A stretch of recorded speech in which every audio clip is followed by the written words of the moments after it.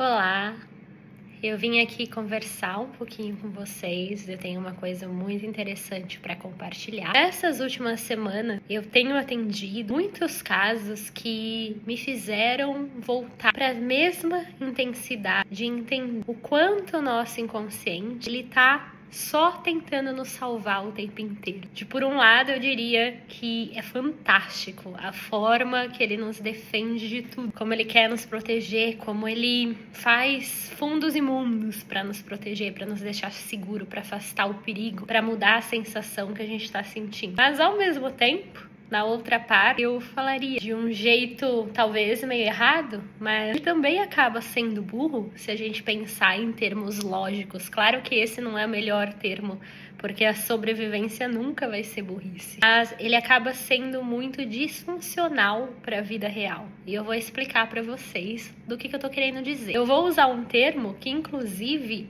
por coincidência, porque nada nesse mundo é coincidência, uma amiga muito querida que mora nos Estados Unidos, eu vou marcar ela aqui, fez um vídeo falando tudo isso, e na hora que eu vi eu falei, nossa, é exatamente o que eu tô pensando essa semana inteira e na semana anterior também. Existe uma diferença absurda entre fogo e fumaça, né? Então, só uma analogia para vocês, nós duas trabalhamos com a mesma coisa, mas só uma analogia. Aqui na Austrália, pelo que eu entendi lá nos Estados Unidos também, é muito comum todas as casas terem um alarme de incêndio. É um alarme de incêndio que, quando ele detecta perigo, ele liga diretamente para o bombeiro e o bombeiro aparece na sua porta. O que acaba sendo um pouquinho difícil aqui, porque muitas vezes é só uma pessoa fritando um ovo e essa fumaça vai parar no detector e o bombeiro acaba vindo. Não tem tempo para você desativar o bombeiro e existe até algumas multas, que eu não sei direito como funciona, mas se o bombeiro vir e realmente não tiver fogo, você tem que pagar uma multa. É meio ilógico, porque eu fico pensando, ok, mas você não tem uma chance de desativar, mas enfim, isso daí são brincadeiras de Austrália. Mas voltando à analogia, existe uma diferença em fumaça e fogo. Eu tô fritando um ovo, a fumaça vai no detector, ela aciona o alarme e o bombeiro não sabe, quando ele tá correndo, se realmente é fogo ou se realmente é um falso alarme.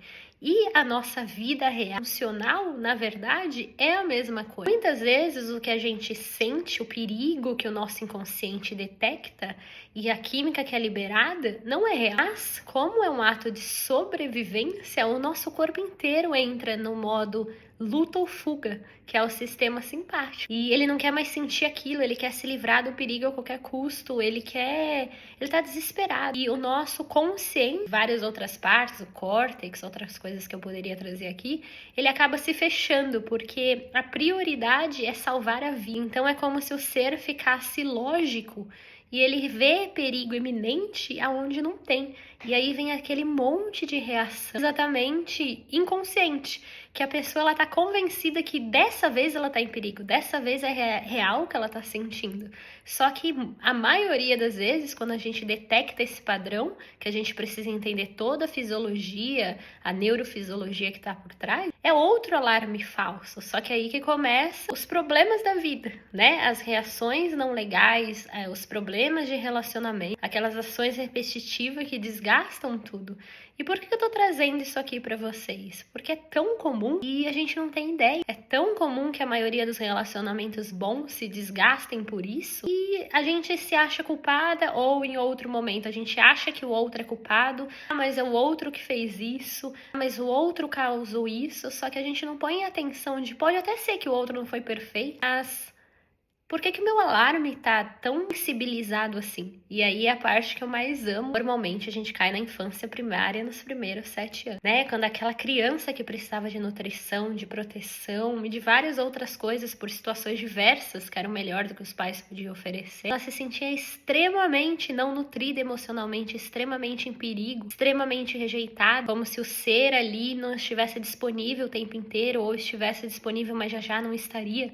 Então o organismo inteiro inteiro a mente fica no modo fight. Eu preciso fazer algo para ter aquilo, eu vou perder isso a qualquer momento, eu estou em perigo, eu vou ficar desprotegida. E a criança, realmente, se ela não tiver o adulto, ela tá desprotegida. O grande problema é que a gente carrega isso para a vida adulta e a gente fica repetindo aquele padrão que foi formado na primeira infância a vida inteira. Da hora que o corpo sente aquele perigo iminente que está gravado no inconsciente, mas mais do que isso, hoje a gente sabe, até pela terapia neural, fica gravado no nosso corpo. O nosso corpo carrega esses alarmes, esse emocional, essa emoção, por isso que tem tanta gente que tem dor em as coisas e não passa com nada. Nosso corpo carrega aquilo, então toda vez que é uma leve associação, aquela sensação de perigo do corpo, na hora ele aciona o alarme pela fumaça, e aí acontece todas aquelas reações, né? Que por mais que a pessoa já tinha entendido de onde vem, por mais que ela tinha se comprometido em fazer diferente, mais que muitas vezes a gente até pode trabalhar ali no inconsciente, superficialmente, mas se a gente não entender a química que tá por trás,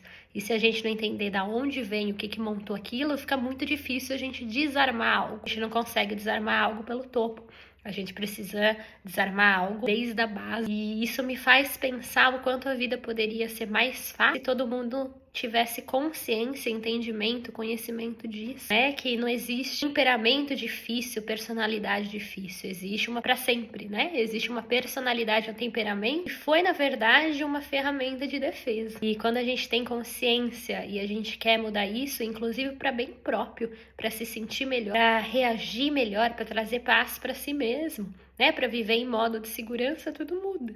Pode levar um pouquinho de tempo, um pouquinho de esforço, um pouquinho de comprometimento, mas existe milhões de caminhos. E eu acho que isso é a beleza da vida, que a gente cabe ela, né, nessa única vida aqui, que vai ter várias, na minha opinião, mas que a gente acabe ela da melhor forma possível, mais evoluído, mais curado, mais em paz, sabendo lidar com amor melhor, dando e recebendo modos de segurança, porque nem a ansiedade, nem o modo evitativo é saudável. Saudável, saudável. Todo mundo tem o seu espaço, mas todo mundo quer se relacionar. E eu tô trazendo aqui o caso, mais o foco em relacionamentos, que foi os últimos casos das minhas últimas 2 semanas, que me fez realmente emergir tudo isso e estudar fisiologia, mais ainda neurociência, e ver tudo que está por trás na fisiologia, nesses mecanismos de simpático, parasimpático, sistema límbico. Comenta aqui embaixo se em algum momento você já passou por isso, se você já tentou tratar isso na terapia convencional, e o que você acha de todo esse trabalho do inconsciente.